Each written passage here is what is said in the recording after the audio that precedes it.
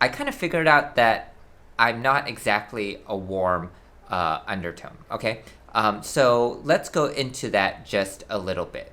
I'm East Asian, and you can see that there is some yellow in my skin, and because of that, and because of the way right, foundations are typically sold, they're marketed as you have your warm set of found color shades, you have neutral in between, and then you have cool. And then when you say warm, right, typically it means there's a lot of yellow or there's a golden undertone to those foundations. And again, they're presented as these are typically the best ones if you're East Asian.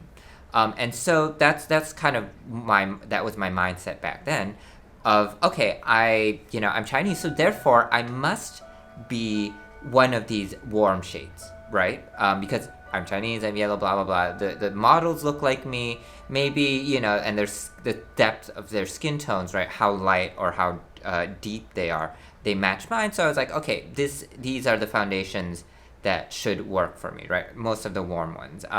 And generally, I've never been very happy with or super happy with a lot of the matches. They tend to, even though the depth, right, the lightness versus deepness is correct, they end up a lot of times looking a little too orange on me or too yellow, and I didn't understand why for a long time. And I couldn't quite use a cool because I don't have that much pink in my skin, and then I couldn't go to a neutral either because it just also didn't quite look right.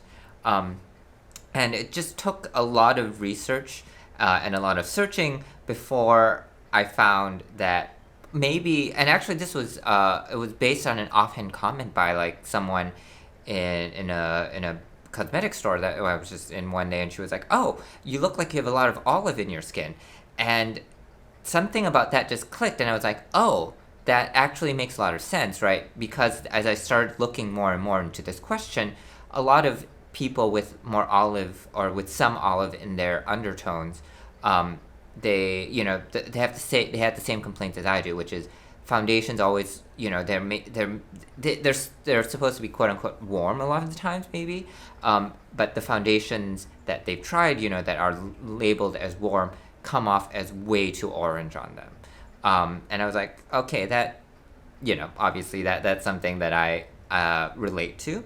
And then the other thing that I was thinking about was kind of, if you will, the beauty influencers or beauty YouTube, whatever you want to call them, that I typically watch a lot. And a lot of them are, even if they don't identify necessarily as having olive undertones, they tend to, use products that have a lot of olive in them. And I was like, oh, maybe that's why, I'm more interested in what these YouTubers are doing versus others, right? Because at some subconscious level, I could tell like they were using products that were more likely to, quote unquote, work for me than just some random YouTuber who has, maybe completely different undertones. And then the third one was just which colors I ended up being sort of, I guess, attracted to, or which ones seemed most appealing to me. I've always really liked like deeper green shades, and I always thought, oh, they actually quite work kind of well on me. Like I like the way they look, and at first I couldn't quite understand it, like why that was the case. I just thought, okay, it's just a matter of preference. But I do think it's because when I do use green, like eyeshadow, for instance,